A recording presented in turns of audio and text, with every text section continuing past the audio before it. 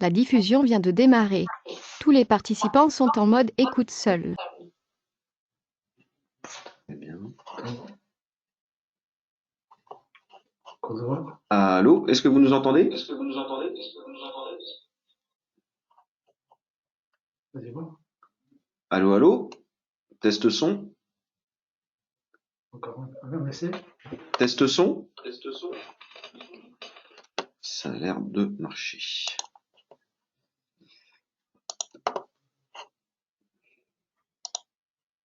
Donc le partage, c'est bon. Alors, j'ai mis un message. Bonjour, le son est OK. Ça veut dire que quelqu'un peut t'entendre.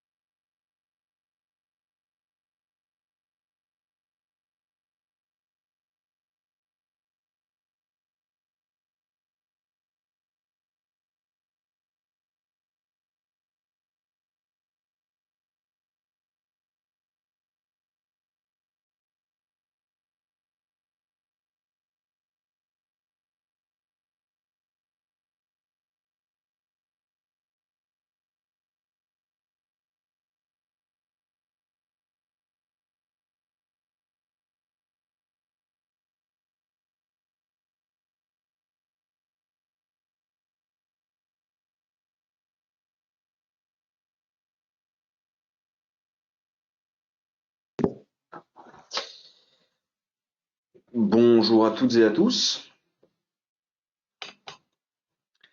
Alors, a priori, au niveau du son, on est bon. Est-ce que vous pouvez me confirmer la visualisation du partage de l'écran? Comme ça permettra d'assurer la démonstration.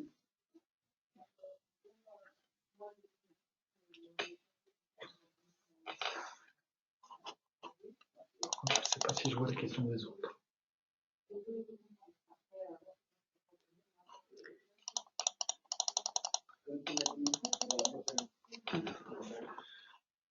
Tu reçois des retours?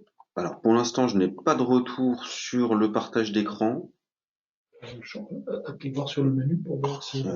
Hop, Oui, petit test. c'est bon. Je vais essayer de rejoindre la session Ah, ok. par le biais du GoToMeeting. Du GoToMeeting. Pour voir, parce que je suis pas sûr de voir les questions des autres. Parce que là, il y a quelqu'un d'autre qui a publié, je l'ai pas vu. Voilà, effectivement. Bah, j'ai une confirmation qu'on voit bien l'écran. Parfait. Merci beaucoup.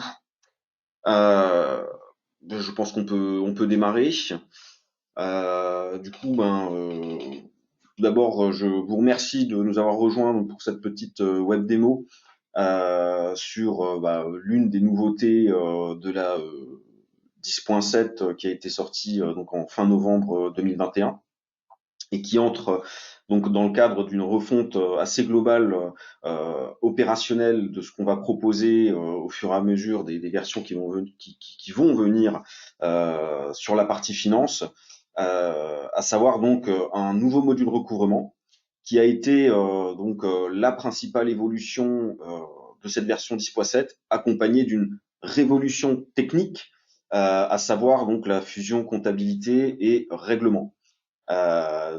Cette révolution ne va pas être sans conséquence puisqu'on va voir que les deux éléments vont être étroitement liés. Donc pour commencer, je me présente, Benjamin Edel, je suis product manager finance côté éditeur d'Ivalto. Donc je suis un petit peu voilà, responsable de tout l'environnement finance sur le produit. Voilà, donc si vous avez des questions, vous avez la possibilité effectivement de répondre au niveau du chat dans l'espace GoToMeeting. Je suis accompagné effectivement de Vincent Laurin qui est responsable produit ERP et qui va essayer de suivre effectivement vos interrogations. Si jamais je ne les vois pas, voilà, lorsque je serai lancé au cours de la démonstration.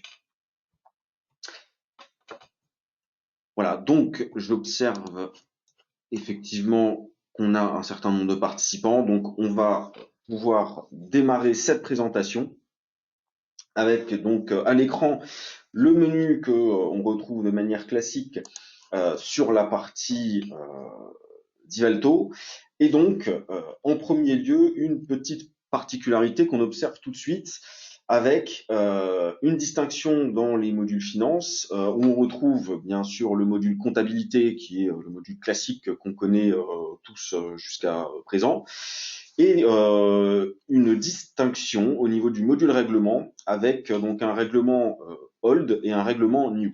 Alors cette distinction, elle correspond à quoi? Elle correspond à ce que j'expliquais précédemment, c'est-à-dire une nouvelle architecture du module règlement, un nouveau moteur qui a été produit dans cette version 10.7. Donc c'est une vraie révolution qui a été mise en œuvre. Ce règlement new, en fait, il a pour particularité de baser en fait toute la partie règlement sur la comptabilité, hein, donc sur les écritures et plus particulièrement sur les ventilations d'échéances non lettrées. C'est un sujet effectivement très technique qui n'est pas forcément l'objet de cette web démo, mais il est important de le préciser parce que cette nouvelle fonctionnalité recouvrement est conditionnée par l'exploitation de ce nouveau moteur. Donc en l'occurrence, dans la version 10.7, vous aurez toujours la possibilité d'utiliser le traitement des règlements que vous connaissez, l'historique, avec d'un côté la comptabilité et les écritures et de l'autre côté les effets qui sont gérés donc par le règlement Hold. Mais dans le cas où vous souhaiteriez démarrer donc dans le mode fusion, avec un module règlement basé sur la comptabilité, vous allez avoir donc ce menu qui sera particulier, et donc cette nouvelle fonctionnalité de recouvrement qui a été déployée donc pour l'aspect nouveauté fonctionnelle. Alors, ce module recouvrement, comme je vous le disais, c'est il entre dans une première, c'est la première pierre d'une nouvelle phase d'amélioration qui est entreprise sur la partie finance. Donc, on a différents sujets qui vont venir au cours des prochaines versions. On va avoir une vraie montée en puissance des nouveautés, que ce soit des nouveaux modules ou alors de l'amélioration de programmes existants. Et donc ce module recouvrement a été totalement revu de sorte à ce que on puisse non pas comme on le faisait précédemment, c'est-à-dire effectuer des actions de recouvrement assez simplistes entre guillemets avec de l'envoi de mails et de l'envoi de courrier. Là, on va avoir une gestion du recouvrement qui est beaucoup plus complexe, que ce soit en termes fonctionnels, mais également en termes d'analyse.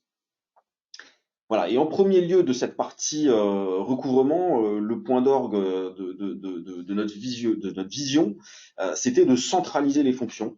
C'est-à-dire que pour vous remémorer un petit peu ce qui était fait jusqu'à présent, dans les anciens entre guillemets modules relance, on avait tout un système de programmes fonctionnels qui existait et qui était indépendant, entre guillemets, qui était isolé pour traiter chaque étape de vos traitements de relance. Dans le nouveau module recouvrement, on a finalement un programme qui centralise absolument toutes les fonctions, que ce soit donc dans les traitements, mais également dans le suivi. Et on va justement observer tout ce traitement ensemble ce matin. Voilà, donc au démarrage de ce module superviseur de recouvrement, on a en place donc un écran. Je vais valider pour avoir l'affichage ici.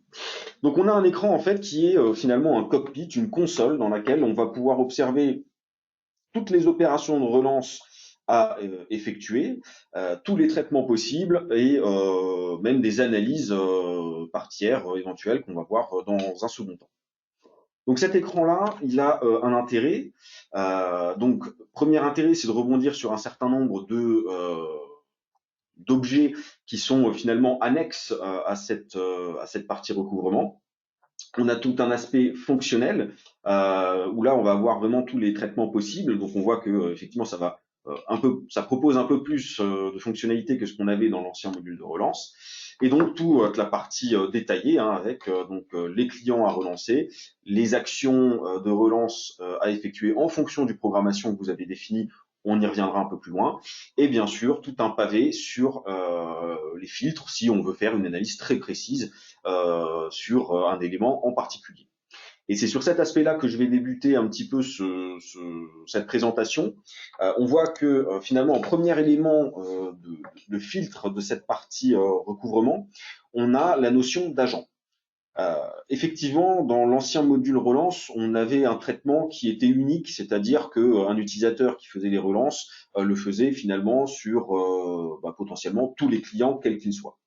Dans ce nouveau module recouvrement, on a une gestion de l'utilisateur, c'est-à-dire que au niveau du user qui traite le superviseur, il peut avoir un profil responsable ou un profil agent.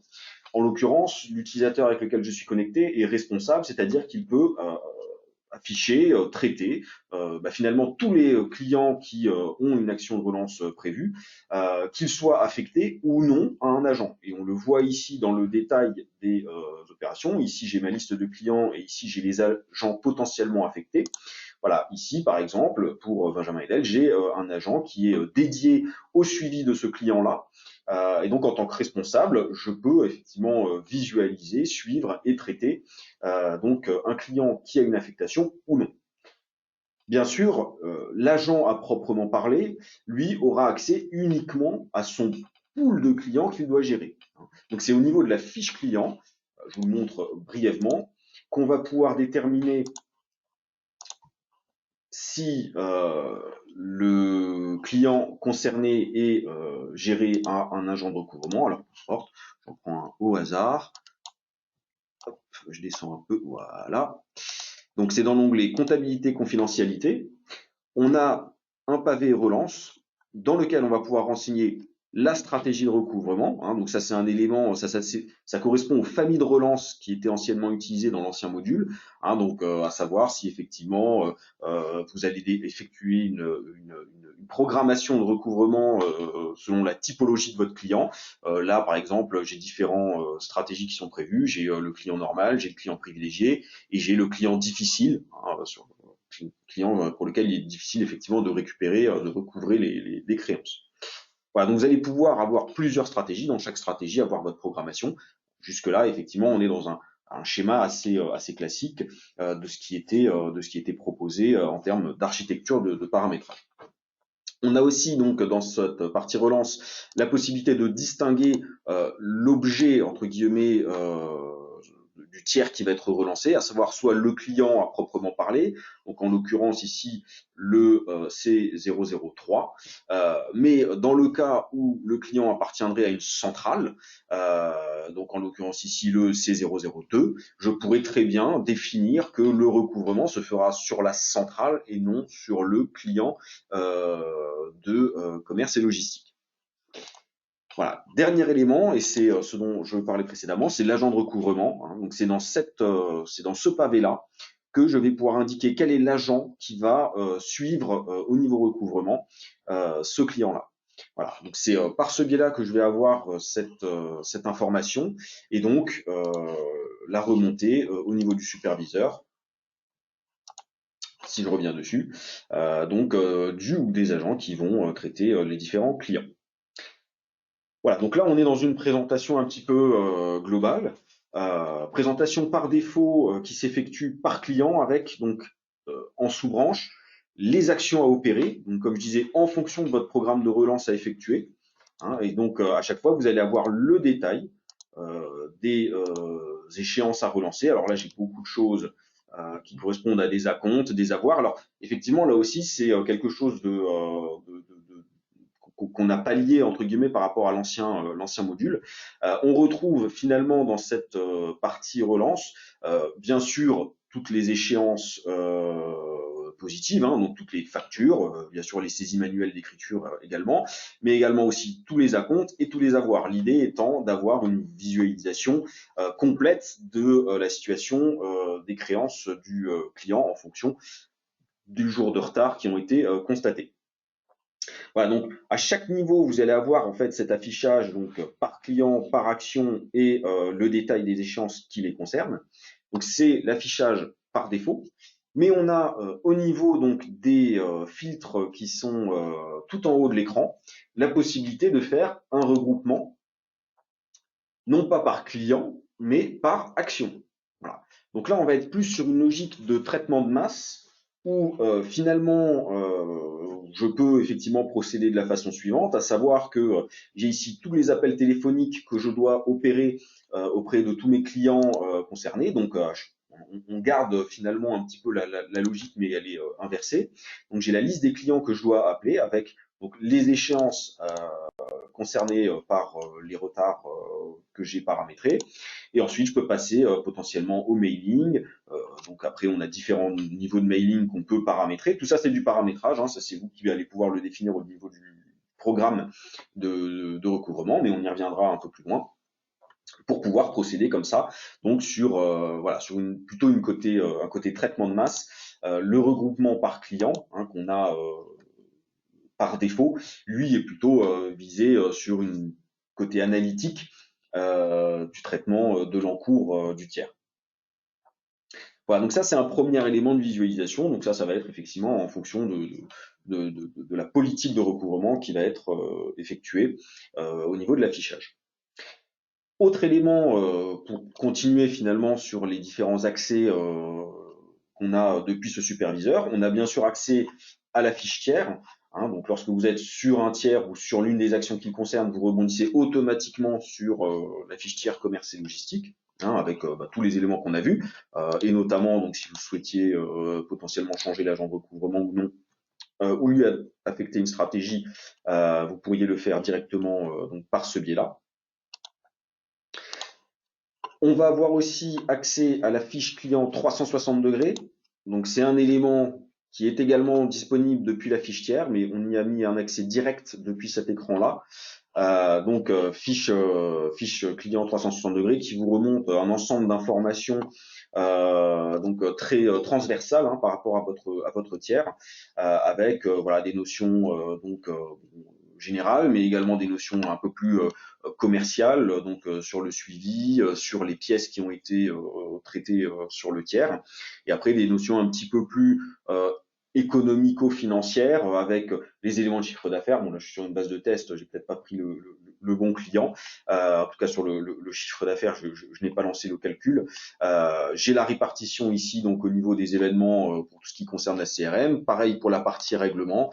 Hein, donc on voit qu'à chaque pavé, j'ai la possibilité d'accéder à d'autres requêtes sur cet écran-là. Donc on est vraiment sur une fiche qui est très complète et qu'on peut effectivement paramétrer en fonction des éléments qu'on souhaite afficher. Et enfin, j'ai du détail en dessous hein, avec donc les derniers événements CRM qui ont été produits, les éventuels contacts liés au tiers et toutes les pièces hein, qui lui sont affectées, donc notamment les devis et les ordres de fabrication qu'on va pouvoir retrouver. Voilà, donc comme je disais, ici on y a mis un accès direct depuis le superviseur de recouvrement. Cet accès était également disponible précédemment dans la fiche tiers au niveau de commerce et logistique. Voilà, autre élément d'accès qu'on va avoir d'intéressant, c'est des accès directs au détail commerce et logistique. Je m'explique. Je prends ici donc un client avec une action effectuée, différentes pièces concernées. Donc là, je suis sur une pièce qui est issue de commerce et logistique, hein, on a un numéro qui le confirme. Et l'intérêt donc dans ce superviseur, c'est de pouvoir rebondir non seulement donc sur la pièce, c'est-à-dire l'écran de saisie de la facture qui a été produite en commerce et logistique. Hein, donc là, on rebondit directement sur l'objet qui a été généré. Hein, donc on retrouve finalement toutes les informations telles qu'elles ont été saisies et traitées au niveau de l'intégration en comptabilité avec la partie règlement. Mais également, et on le voit sur la partie de gauche, vous avez une icône avec un trombone qui vous permet, sans avoir à remonter dans la pièce commerce et logistique, directement ici, par le trombone, de pouvoir afficher la facture directement depuis le superviseur de recouvrement. Voilà, donc ça c'est un objet qui va être intéressant, là aussi pour éviter en fait de naviguer entre les différents modules. Autre élément d'accès, c'est l'interrogation comptable. Hein, donc lorsque vous êtes sur un tiers, sur un niveau inférieur ou non, vous rebondissez directement sur le tiers concerné avec l'interro comptable qu'on connaît de manière assez classique. Et ensuite, on va avoir les différents traitements annexes, donc tout ce qui est sélection de pointage, des pointages, mais ça on y viendra après, dans la partie traitement, hein, donc toutes les fonctionnalités qu'on a par-dessous et que je vais vous présenter d'ici quelques minutes.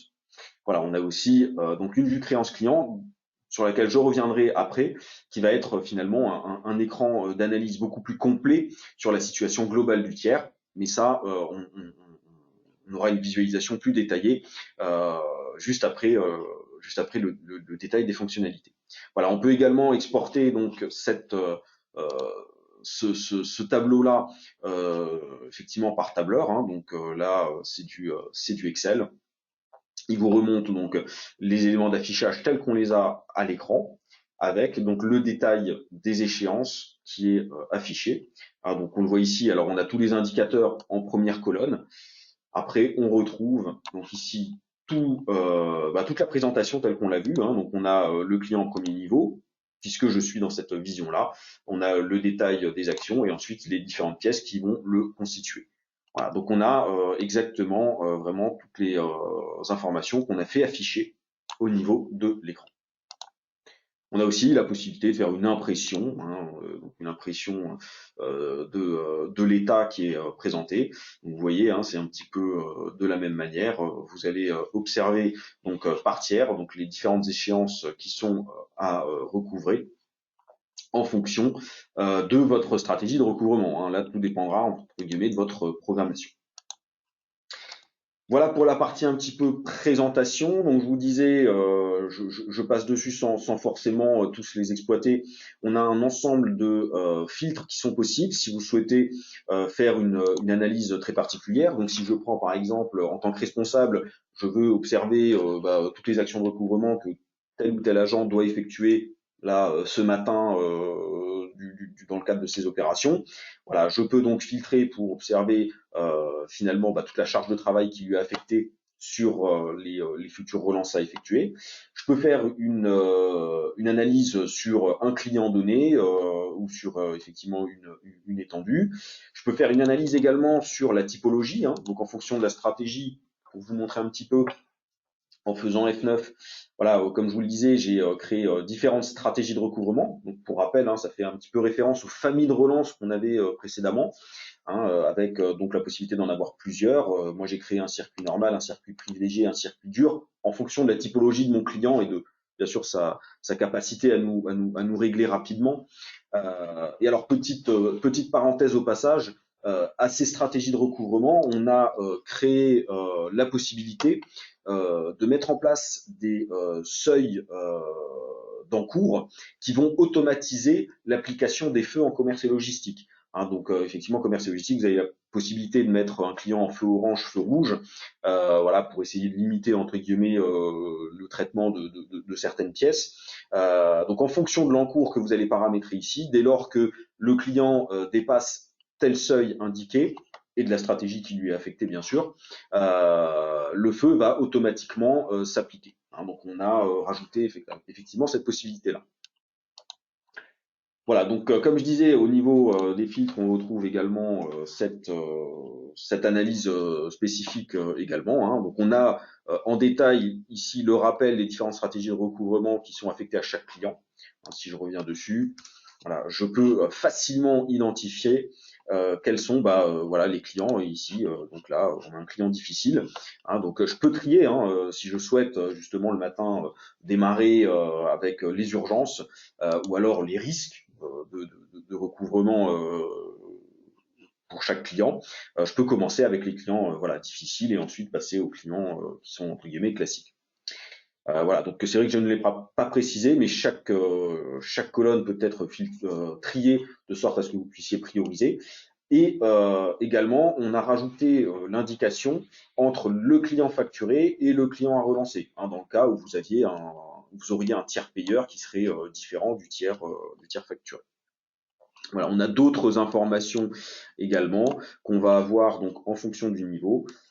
Voilà, je vais juste déployer ici. Donc en fonction des différentes échéances, vous allez observer notamment les dates d'échéance qui ont été définies, le nombre de jours de retard. Bon, là je suis sur un cas effectivement un petit peu ancien.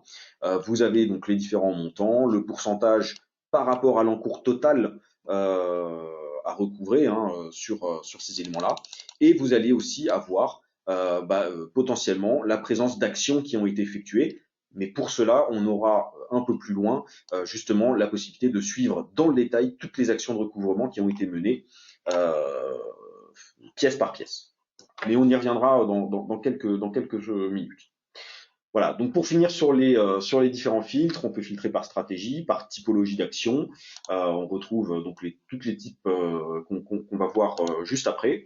Et on a également la possibilité de faire une analyse par rapport à un montant minimum. Hein, si on estime que recouvrer des factures de moins de 50 €, c'est pas rentable, on pourrait très bien effectivement là aussi mettre des filtres de sorte à cibler en fait les actions de recouvrement. Mais également au niveau de l'encours. Hein, ça peut être intéressant si vous voulez prioriser les traitements de recouvrement sur l'encours global de votre client. Voilà, donc ça c'est la présentation un petit peu globale. Je vous propose donc de passer au côté un peu plus opérationnel avec donc les différents traitements qu'on va avoir. Et là, on va être sur quelque chose de très souple puisque, comme je vous le disais, par défaut, on va avoir une présentation avec des actions qui sont calculées en fonction de votre programme de recouvrement. Hein, donc ici, voilà, dans ma stratégie, par exemple, Benjamin Edel, je vois que sur certaines opérations, je dois lui passer un appel téléphonique parce que effectivement, on a des jours de retard qui sont assez faibles. Hein, voilà, on a 1, 2, 3 jours de retard qui ont été constatés. Mais voilà, pour certaines autres pièces, alors en l'occurrence ici c'est un avoir, on a quelque chose de beaucoup plus tardif. Enfin, 6 jours ça reste encore raisonnable, mais ça c'est le paramétrage qui va le définir. Alors justement, pour vous expliquer très brièvement comment ça marche, au niveau du paramétrage, on a donc dans la partie recouvrement les différentes stratégies que vous allez définir. Donc, je vais reprendre l'écran tel qu'on l'a vu précédemment. Et donc, dans chaque stratégie, ici, admettons le circuit normal, je vais définir un ensemble d'actions à effectuer en fonction du nombre de jours de retard. Voilà, c'est-à-dire que dès lors que les échéances sont dépassées de X jours, alors le superviseur va me calculer, va me remonter toutes les actions à effectuer par rapport à ce paramétrage-là. Hein, donc là, je suis sur un client normal, donc je considère qu'après 5 jours de retard, je dois lui passer un appel. Après 7 jours, je passe un mailing, 11 jours, un courrier, et ainsi de suite. Donc là, ça, c'est vraiment l'utilisateur qui peut paramétrer sa stratégie. Et vous le voyez, on peut être en négatif. On peut être sur de la la prévention de relance, avec même la possibilité, alors que ce soit en négatif ou en positif, déterminer un état, c'est-à-dire un mode de règlement particulier. Donc là, dans l'exemple, j'ai ciblé pour les prélèvements la possibilité d'envoyer un mail de rappel, en fait, 5 jours avant l'échéance, effectivement, à destination du client, de sorte à ce qu'il puisse potentiellement anticiper sa trésorerie pour que le prélèvement passe avec certitude. Voilà.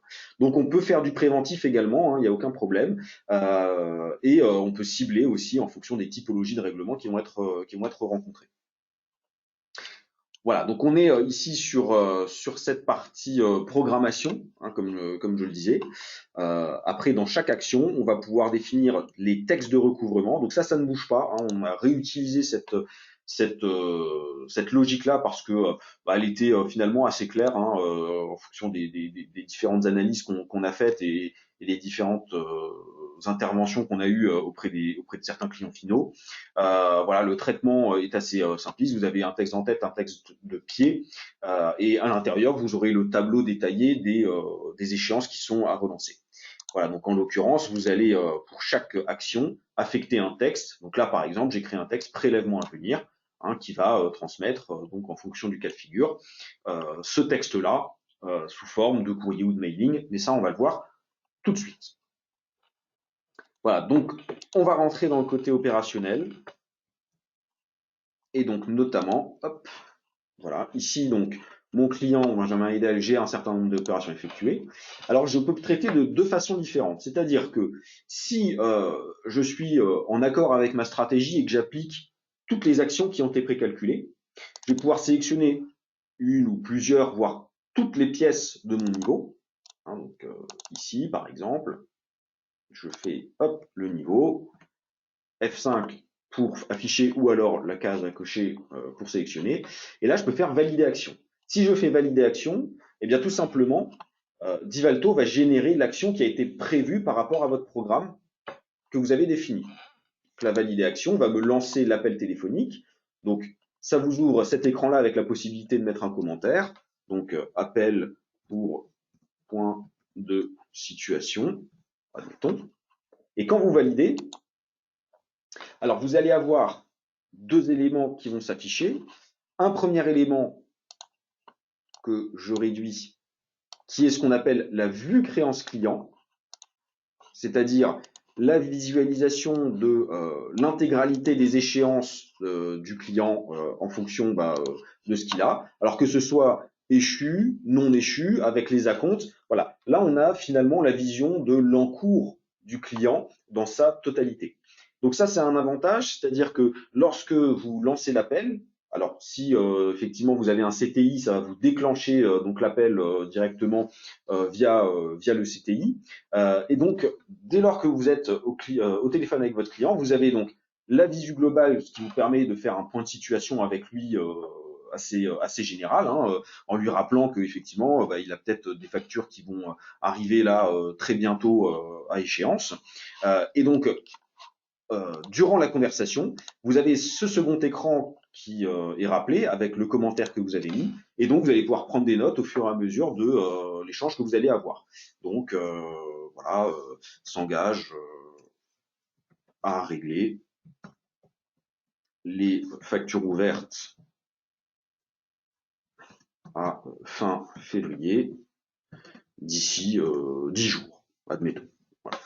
C'est un exemple, mais voilà, là, ça va vraiment être un espace de commentaires qui va vous permettre d'avoir du détail, et ça va être important, puisque lorsque je vais valider,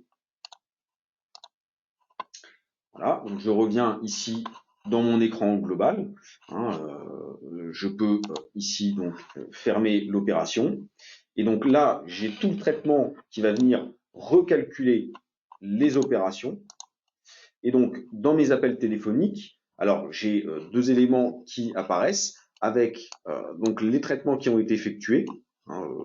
Ici, l'appel téléphonique qui a été réalisé le 3 mars. Et on va retrouver donc sur cette partie-là, si je vais dans le bouton créance client qui a été ouvert automatiquement, je le rappelle, au moment de l'appel téléphonique, ici, je vais retrouver donc, comme je disais, la vision globale de l'encours de mon client, mais également, on le voit ici, les actions qui ont été effectuées. Et ça, c'est intéressant parce que vous allez avoir vraiment tout l'historique de ce que vous avez opéré sur chaque échéance qui a été produite, donc sur chaque facture. Hein, on le voit ici, on a différentes factures, on a tout le détail. Donc là, par exemple, on le verra après, on a une demande de litige. On a les différents appels avec donc le commentaire qui a été affiché. Donc ça vous permet de savoir quel est l'agent qui a traité l'opération, quel a été l'objet de l'opération, les observations éventuelles, si ça a été réalisé, préparé, ainsi de suite. Donc ça, on le verra un peu plus loin. Et comme je le disais, voilà, ici, je vous ai préparé un exemple. Vous allez avoir vraiment tout l'historique de ce qui a été fait. Donc là, en l'occurrence, on a fait une tentative d'appel téléphonique. Le client n'a pas répondu. On lui a envoyé un mail dans la foulée. Le client nous a rappelé suite au mail et s'est engagé à nous régler d'ici le 10 mars via une promesse de règlement. Donc ça, c'est quelque chose qu'on va voir tout de suite au niveau du traitement.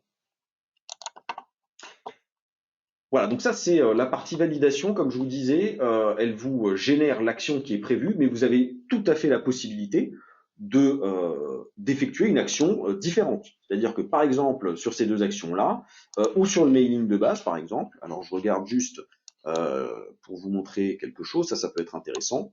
Vous avez un contrôle qui est fait. Voilà, si je prends toutes les factures et avoirs qui sont à relancer, si je veux par exemple faire un mail, ici, vous avez un contrôle qui est fait automatiquement pour éviter de générer des relances qui seraient négatives ou qui seraient nulles. En l'occurrence, ici, c'est bien le cas. J'ai un avoir donc, de 1149 et j'ai des factures. Donc, le total est à moins 810.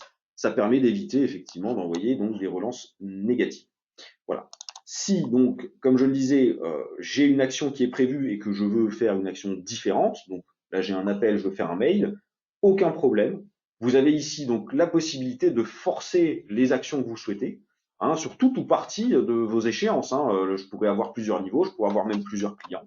Donc là, en l'occurrence, l'envoi du mail. Donc là, je peux définir le niveau du mail que je souhaite envoyer en fonction du texte que j'ai préparé. Hein, donc un mailing de base, on va dire pas sympathique, mais qui est cordial dans un premier temps.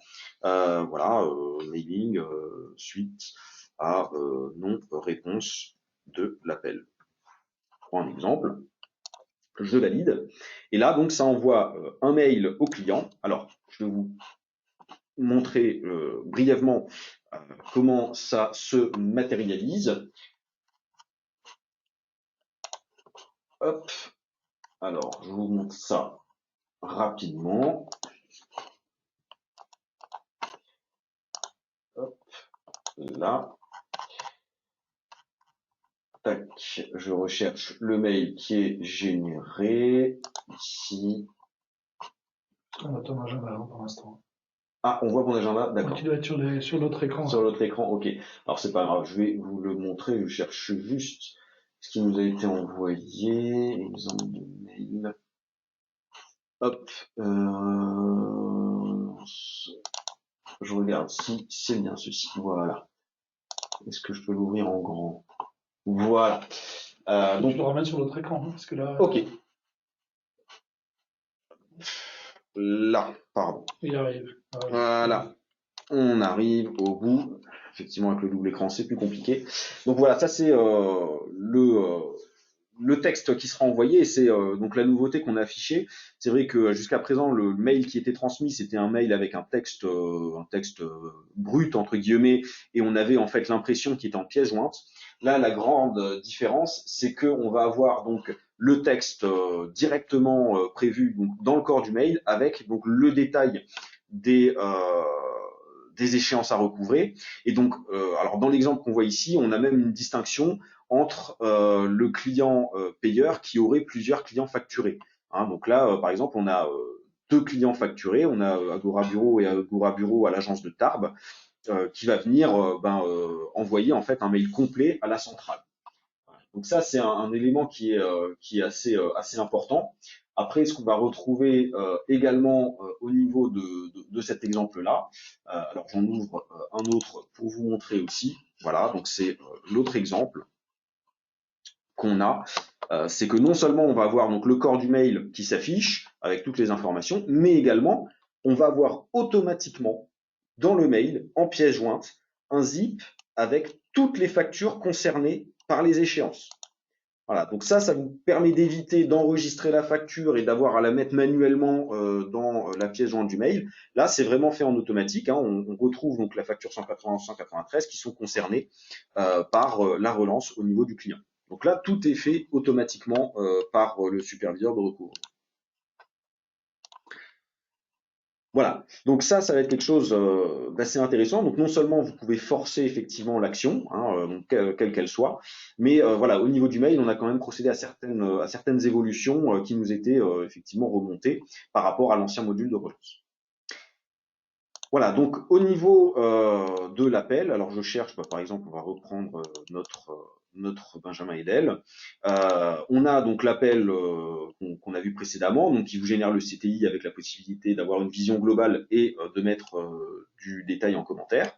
On a le mail avec le formalisme qu'on vient de voir, mais on a également l'impression courrier, hein, donc c'est l'impression papier qu'on connaît. Donc toujours cette phase avec la possibilité de mettre un commentaire en préalable, alors qui n'est pas obligatoire, hein. Vous voyez que je peux facilement valider l'opération.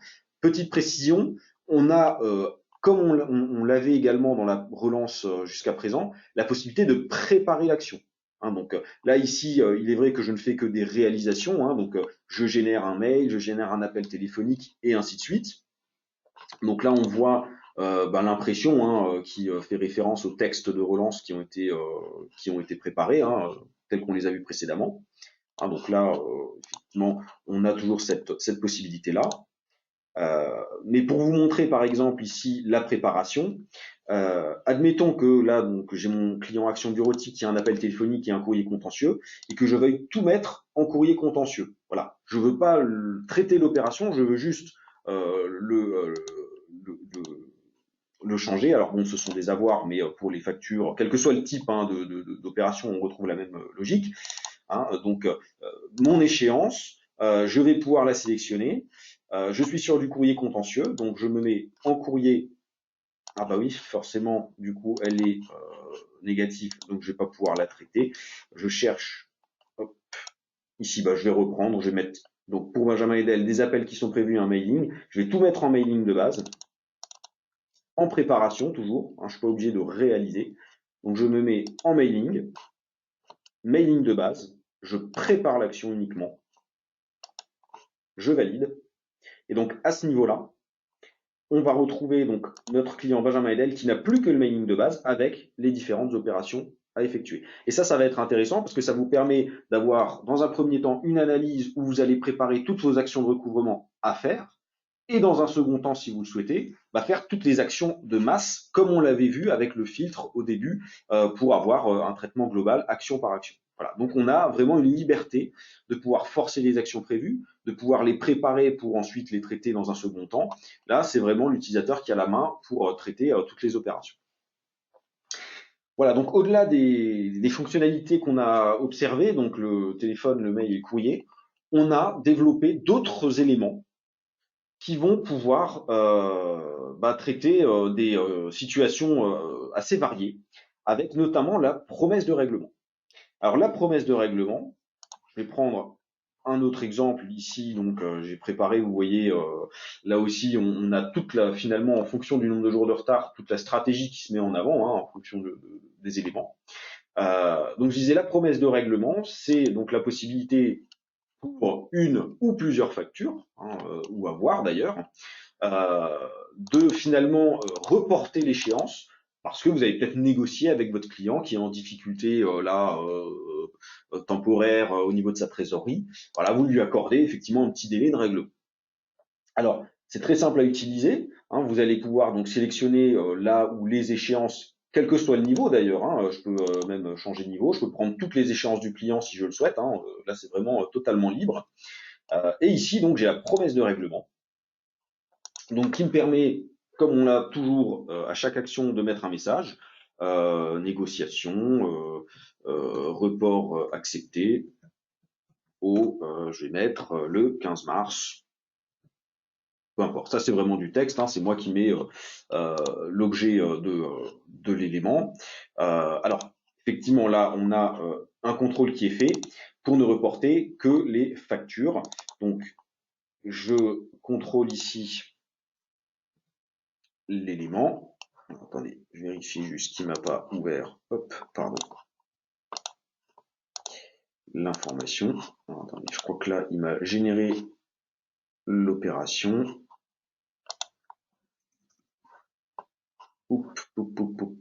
Mince, pardon. Je reviens juste sur l'écran et sur ma démo web. Voilà. Donc, comme je disais, du coup, il me les a en attente. Alors, c'est pas grave, je vais le faire sur une autre opération. Donc là, ça peut être une ou plusieurs opérations. Je peux faire une promesse de règlement. Donc là, report négocié.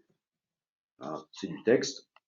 Et donc là, j'ai un écran qui s'affiche dans lequel je vais pouvoir donc indiquer la nouvelle échéance. Alors là où les nouvelles échéances, ça peut être, on peut convenir d'un paiement en plusieurs fois. Donc si c'est pour la totalité, vous n'êtes pas obligé de ressaisir le montant, vous mettez un S, ça vous reprend donc le solde total des échéances sélectionnées. Vous pouvez mettre le type de règlement qui va être prévu et vous pouvez mettre la nouvelle date d'échéance au 15 mars. Je valide. Voilà, donc mise en demeure la 1938 et mailing de base. Si je reviens donc sur mon client démo web, j'étais dessus. Le mailing de base a disparu, tout comme effectivement le mailing irrécouvrable qui était donc prévu dans ma stratégie. Donc les deux actions sont traitées. Et ça, je peux le vérifier, puisque dans la créance client, si je rebondis dessus, comme je disais, on retrouve vraiment l'analyse globale de l'opération. On va retrouver donc les différents traitements qui ont été opérés.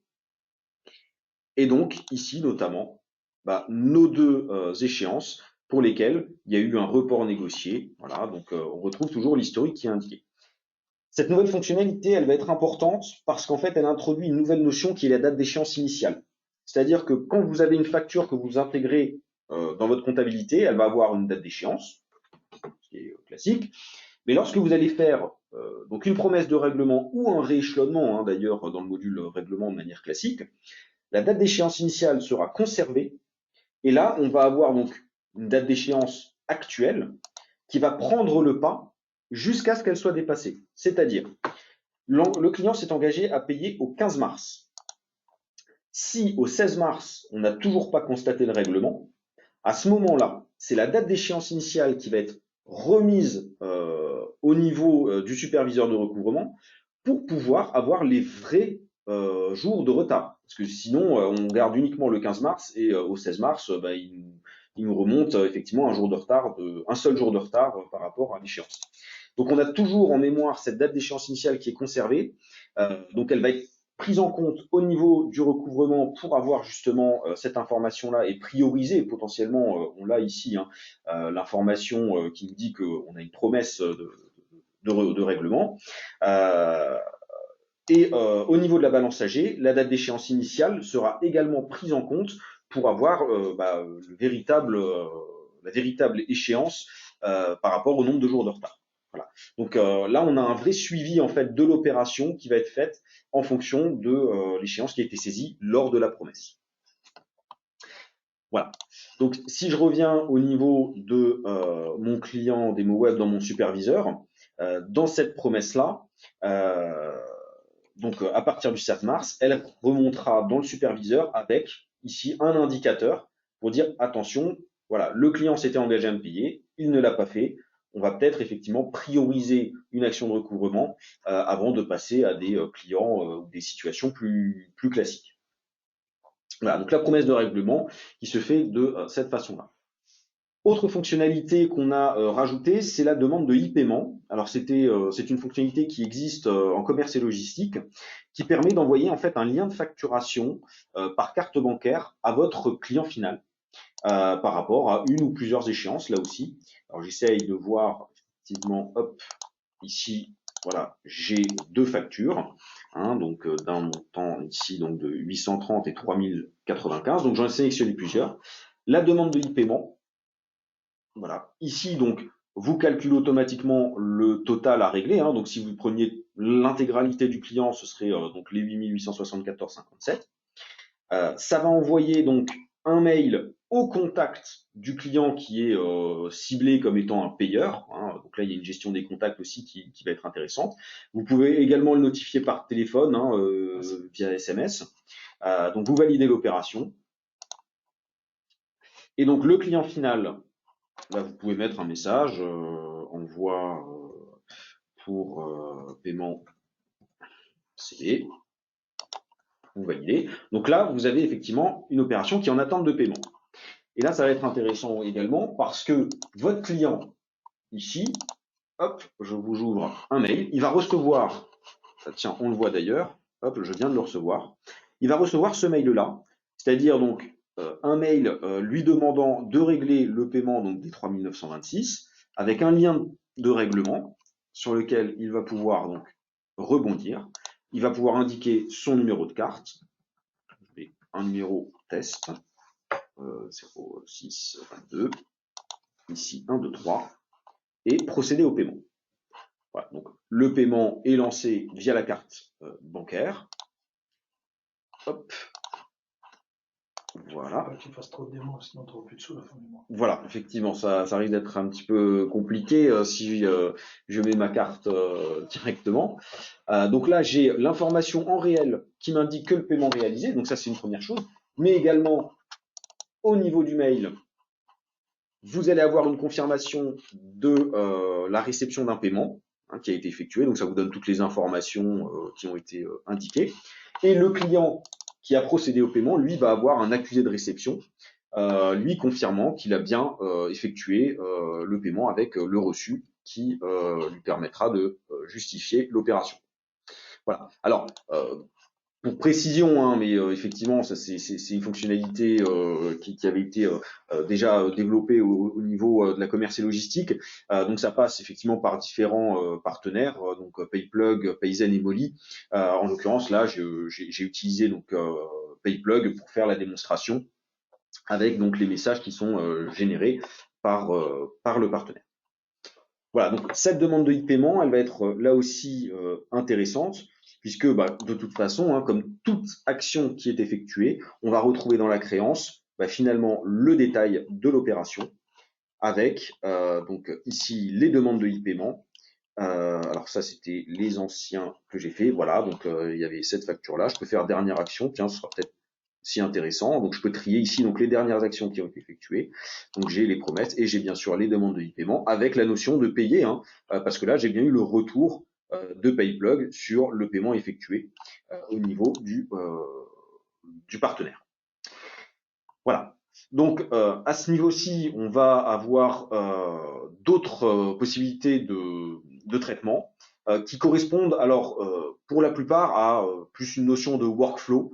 C'est-à-dire qu'on a trois fonctionnalités, demande de litige, demande de contentieux et demande de créance irrécouvrable, qui en fait vont faire référence à des informations que vous allez pouvoir transmettre à d'autres acteurs finalement de votre entreprise, comme par exemple un commercial ou un comptable. Alors je recherche juste une information pour vous montrer également à quoi ça va correspondre. Donc, je fais l'opération. Alors, notez que dans la vue créance client, vous pouvez également procéder à toutes les actions qu'on a vues précédemment. Hein. Vous pouvez le faire depuis le superviseur ou directement ici, si vous souhaitez effectivement faire une analyse globale.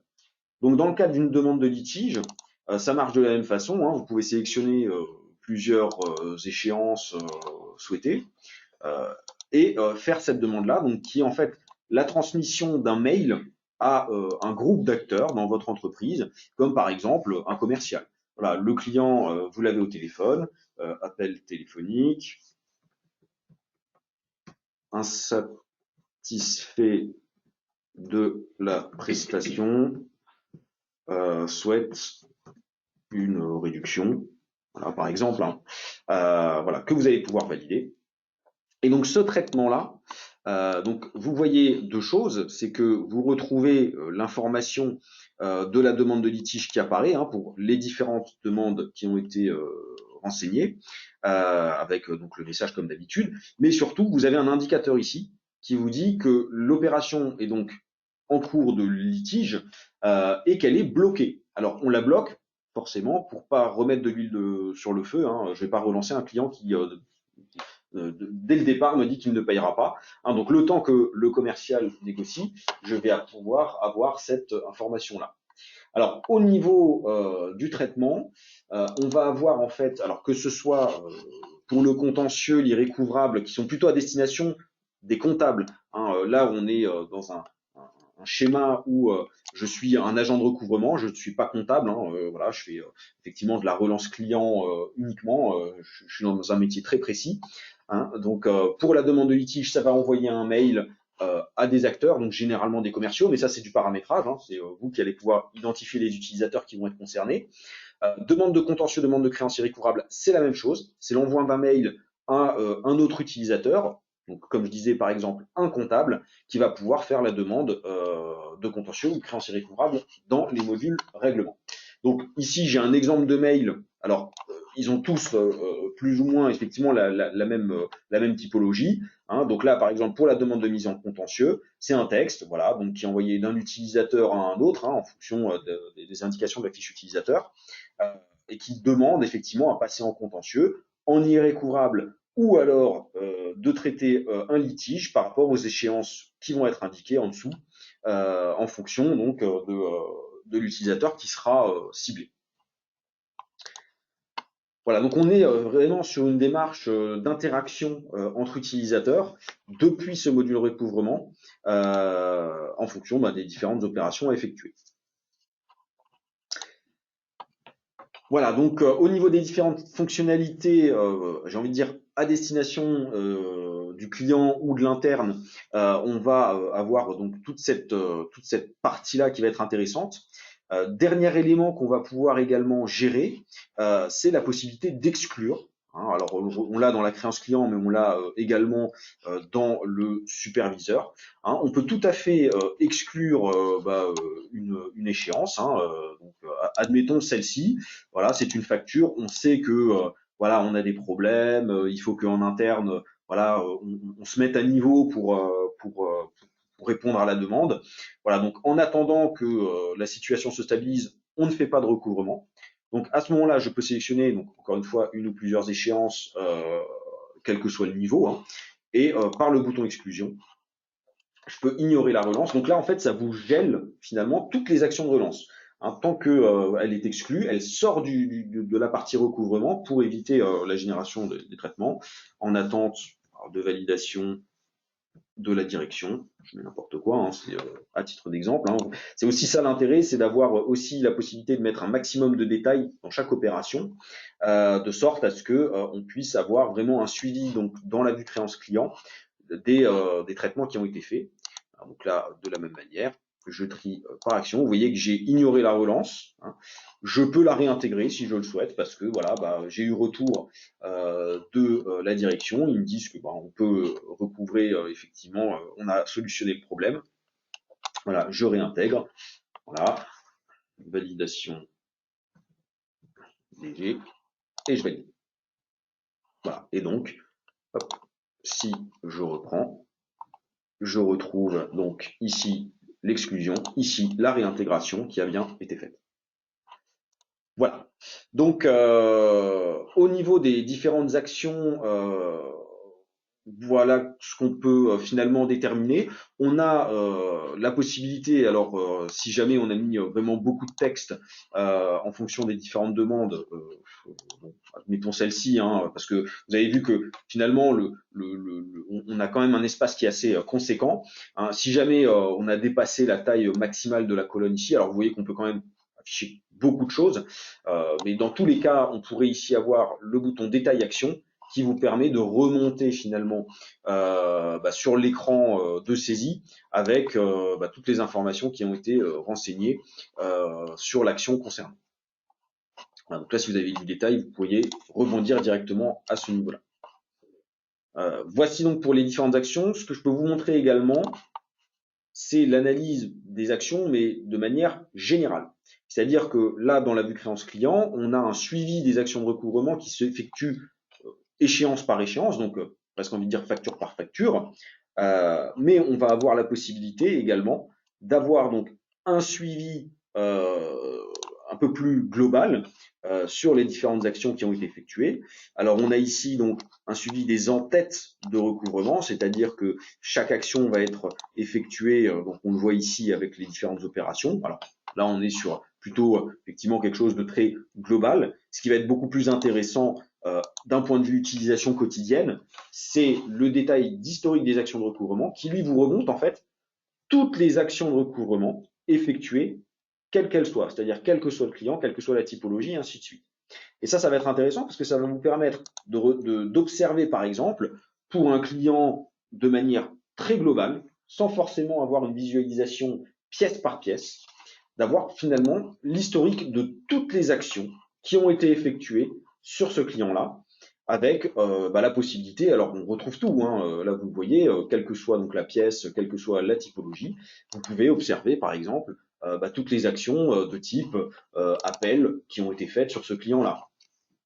Voilà, on aura la possibilité de faire tous les mails, tous les courriers et ainsi de suite. Hein, donc vous avez ici beaucoup plus de largesse pour faire votre analyse sur toutes les actions qui ont été menées au niveau d'un client ou d'une pièce ou des différentes actions. Hein, on pourrait avoir, j'ai presque envie de dire, même un état de tous les appels téléphoniques de recouvrement qui ont été opérés, quel que soit le client.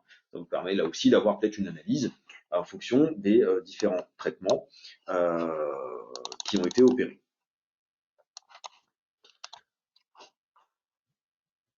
Voilà, donc sur la partie superviseur, j'essaye de voir un petit peu ce qu'on a effectué. Alors, effectivement, une chose qui me vient également à l'esprit, hein, donc en fonction notamment des icônes qui sont ici. Alors, on l'a vu, elles apparaissent aussi bien dans le superviseur que dans la vue créance client. Donc, on a différentes icônes qui vous permettent d'avoir des indicateurs, notamment pour la priorisation.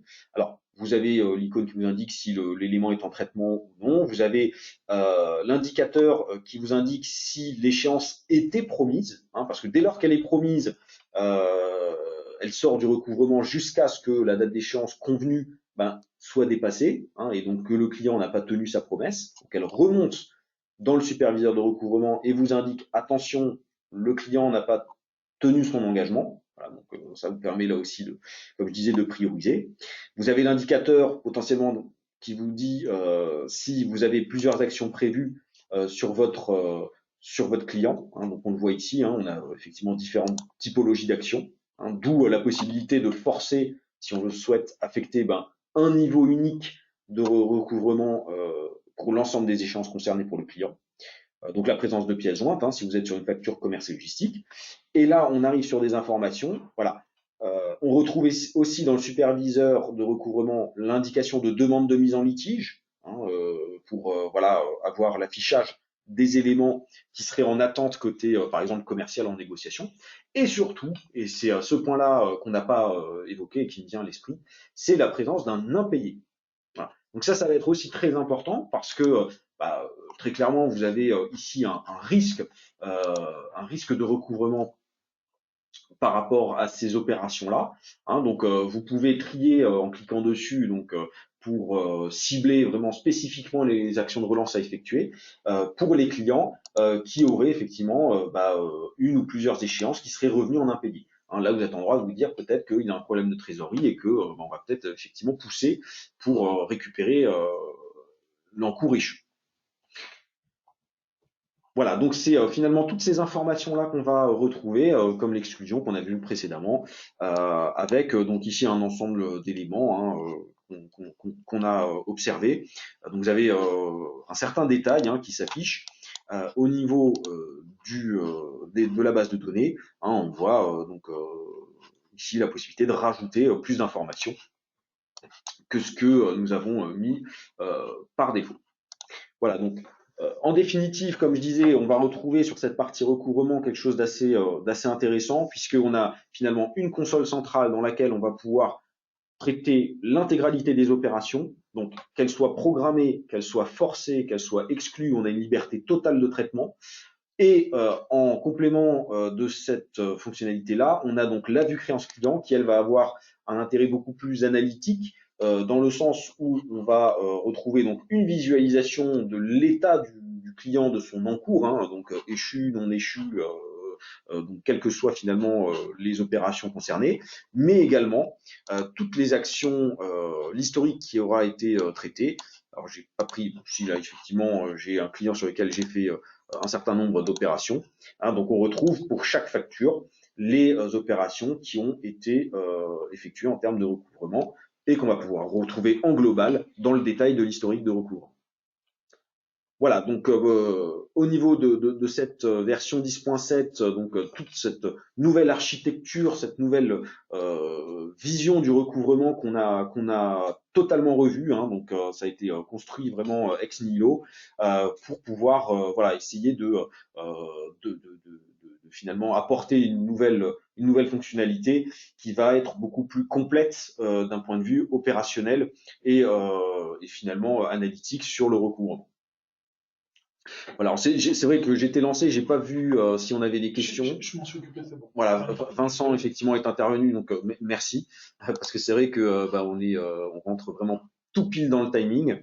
Peut-être juste expliquer aussi qu'on a les budgets de DSO, de jour de paiement des clients, Absolument. que tu travailles sur des tableaux de bord et des analyses Effectivement. statistiques. C'est vrai qu'effectivement, donc là, je vous ai fait une présentation qui est très opérationnelle, centrée sur le recouvrement de la 10.7. Donc c'est une première étape. Hein, on s'est centré, on s'est vraiment concentré sur la partie, j'ai envie de dire, exploitation. Actuellement, nous travaillons sur la deuxième phase, qui est le côté pilotage, avec tout ce qui est génération de tableaux de bord, génération de statistiques,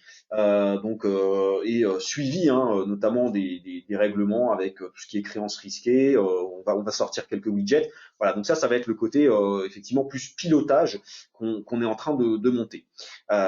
Donc ça, ce sera effectivement pour la version à venir. En complément, donc dans la 17 en tout cas, de ce qu'on a proposé, on a effectivement d'autres notions qui vont être intéressantes et d'ailleurs qu'on a effectivement rajouté. Hein, hop, ici, donc on a la notion de DSO qu'on a introduite, qui permet en fait de calculer le nombre moyen de jours de retard. Hein, c'est le délai moyen de règlement de votre client. Alors bon, là je suis sur une base de test effectivement pas forcément très pertinente hein, en termes de résultats. Mais l'idée ici, c'est aussi de pouvoir identifier. Donc c'est également triable. Hein. Vous pouvez potentiellement privilégier ou prioriser les clients qui ont des délais de paiement réels. Hein. J'entends, hein, on n'est pas sur du délai de paiement théorique qu'on paramètre dans la fiche client. Hein. Là, c'est une formule de calcul qui va vérifier donc les paiements qui ont été effectués par rapport à la facturation. Et donc voilà, si vous constatez que vous avez un client qui vous paye en moyenne à 40, je sais pas, plus de 40 jours par exemple, alors qu'il devrait normalement vous payer à 30 jours, bah voilà, là vous allez peut-être effectivement forcer un petit peu le recouvrement sur ce client-là et passer aux autres ensuite. Hein, donc cette notion de DSO, elle a été introduite, donc on la retrouve dans le recouvrement, mais plutôt dans le superviseur. Et vous voyez qu'elle rejoint vraiment complètement cette notion-là, puisque on va retrouver dans ce nouveau menu recouvrement toute cette gestion du DSO, avec donc la possibilité de générer un calcul global ou par client, hein, notamment pour l'avoir dans le superviseur, hein, avec donc les deux notions les deux possibilités de calcul, hein, que ce soit la méthode comptable ou la méthode countback, hein, la méthode par épuration, en fonction donc de la date de traitement. Hein, donc là, ça va vous calculer en fonction donc, des éléments qui sont en cours au niveau de la compta, ce fameux délai moyen de règlement, donc DSO, hein, Day Sales Outstanding pour les anglophones, donc sur les différents niveaux.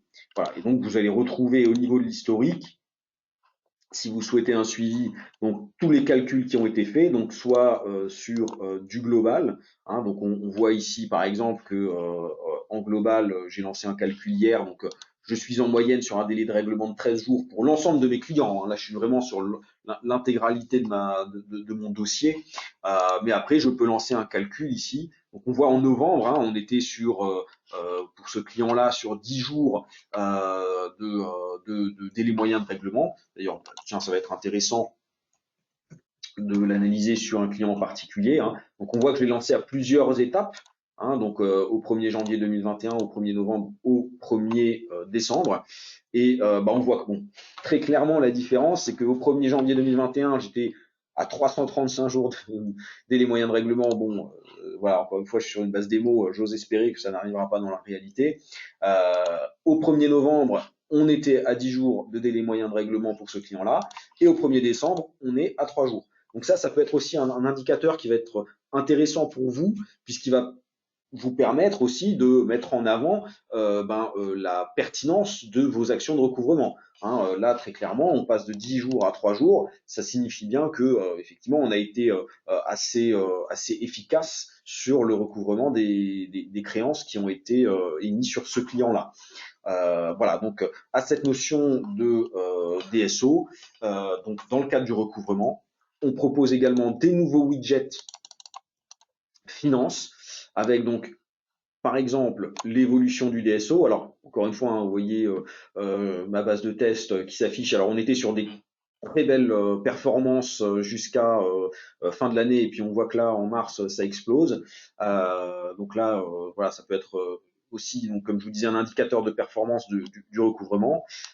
On a l'évolution du DSO global, mais on a aussi, donc dans le cas où vous avez effectivement un agent de recouvrement, la possibilité à son niveau d'identifier sa performance par rapport au global de la société. Hein, donc on va retrouver ici l'évolution globale de la société. Hein, donc on retrouve finalement peu ou prou la même courbe mais sous forme de barre.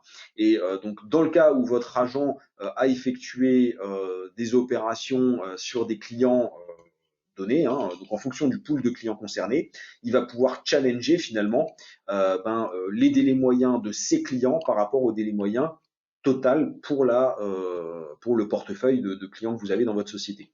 Hein, donc là aussi, ça permet un petit peu de mettre en avant l'efficacité de votre agent de recouvrement. Voilà, d'autres widgets ont également été proposés.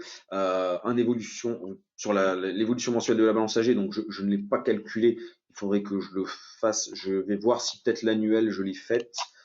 Voilà, donc l'annuel, je l'ai effectivement traité. Hein, donc on voit ici mois par mois tous les éléments d'évolution de la balance âgée. Hein, là, on voit certains, bon, j'ai pas lancé le calcul, mais ça vous permet là aussi d'avoir finalement une visualisation de toute la trésorerie qui est finalement à l'extérieur et qui vous est due. On peut le retrouver au niveau mensuel. Hein, il faudrait que je lance le calcul. Et pour finir, on a en dernier lieu un dernier widget qui peut être intéressant parce que celui-ci cumule finalement un certain nombre d'informations, à savoir donc une évolution de votre chiffre d'affaires, des paiements attendus et des paiements réels. Alors je vais peut-être effectivement l'augmenter pour avoir cette visu-là. Donc vous l'avez mois par mois, hein, donc on est sur 12 mois glissants. Avec donc les différents indicateurs. Donc encore une fois, hein, vous voyez que je suis sur une base de démonstration, mais là vous avez un vrai suivi, hein, en fonction donc voilà de votre créance générée, hein, donc votre chiffre d'affaires, la prise en compte effectivement donc du délai théorique de règlement, le délai de règlement réel, et ça vous permet là aussi d'avoir effectivement une analyse assez macro de votre performance de recouvrement au niveau global. Voilà, donc là c'est voilà, c'est une petite parenthèse entre guillemets, mais qui finalement qui permet, j'ai fermé mon écran, qui permet d'afficher toutes les informations qui sont liées au recouvrement. Donc voilà, ça c'est la 17 et des améliorations sont encore prévues et sont en cours pour les versions futures.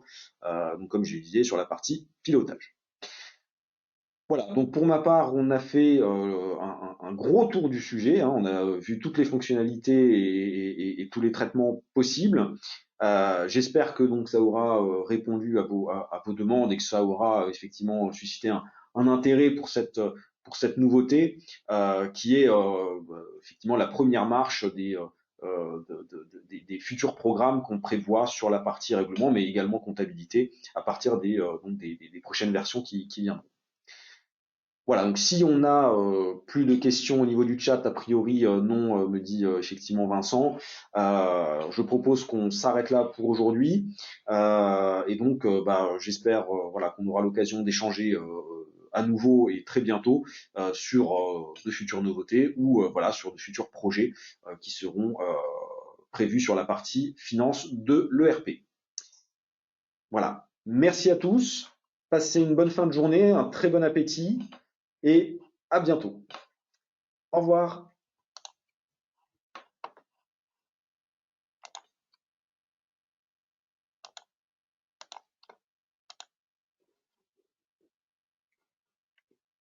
Merci.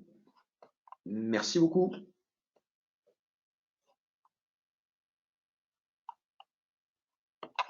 Ouais, ça se déconnecte, bon.